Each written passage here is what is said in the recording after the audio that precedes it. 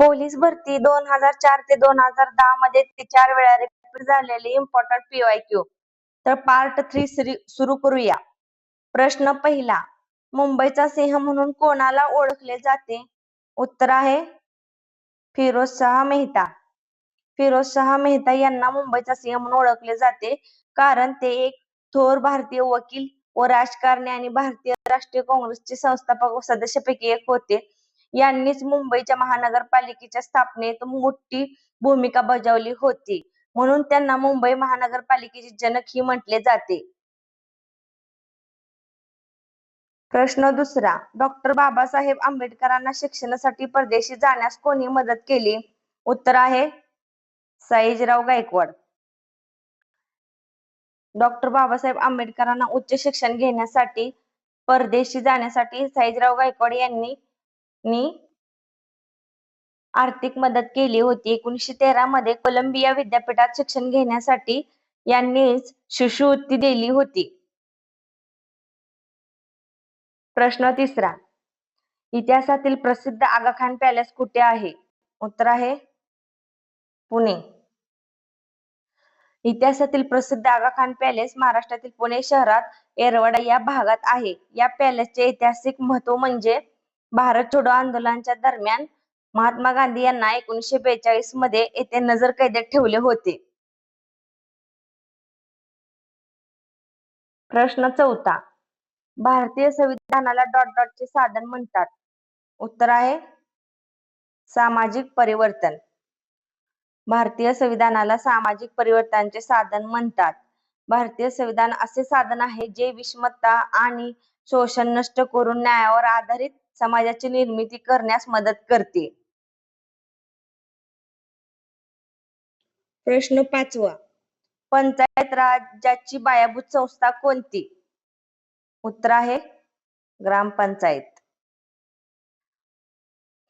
ग्रामपंचायत ही पंचायत राज्याची पायाभूत संस्था आहे. ही गाव पातळीवर स्थानिक स्वराज्य संस्था म्हणून ती थेट लोकशाहीचे प्रतिनिधित्व करते.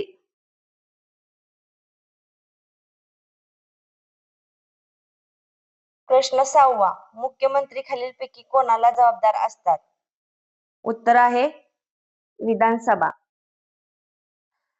मुख्यमंत्री विधानसभेला जबाबदार असतात कारण भारतीय राज्यघटनेच्या कलम 164 नुसार मुख्यमंत्री आणि त्यांचे मंत्रिमंडळ सामूहिकरित्या विधानसभेला जबाबदार असतात. मुख्यमंत्र्यांना पदावर राहण्यासाठी विधानसभेत बहुमत सिद्ध करावे लागते.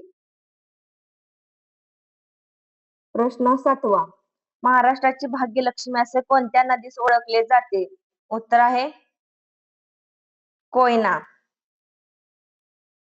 कोयना नदीला महाराष्ट्राची भाग्यलक्ष्मी म्हणून ओळखले जाते कारण हे धरण सातारा जिल्ह्यातील कोयना नदीवर बांधलेले राज्यातील सर्वात मोठे जलविद्युत धरण आहे आणि ते पश्चिम महाराष्ट्रातील दुष्काळग्रस्त भागाची तहान भागवते आणि औद्योगिकरणासाठी वीज पुरवते. प्रश्न आठवा, महाराष्ट्राचे मँचेस्टर म्हणून कोणते ठिकाण ओळखले जाते?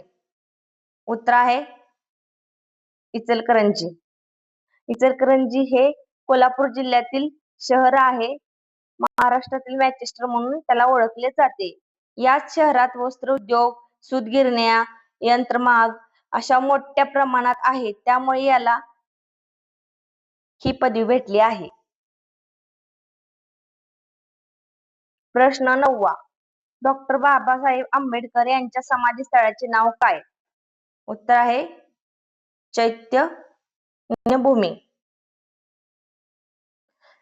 चैत्यभूमी हे नाव डॉक्टर बाबासाहेब आंबेडकरच्या समाधीस्थळाचे नाव आहे व हे स्मारक मुंबईतील दादर येथे अरबी समुद्राच्या काठावर आहे.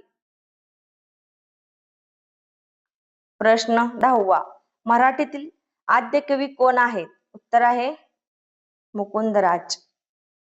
मुकुंदराज हे मराठीतील आद्य कवी म्हणून ओळखले जातात. त्यांनीच विवेक सिंधू ही मराठीतील भाषेतील पहिला आद्य ग्रंथ लिहिला आहे. तर मित्रांनो, असेच इम्पॉर्टंट PYQ पाहण्यासाठी चॅनलला सबस्क्राईब करा. थँक्यू.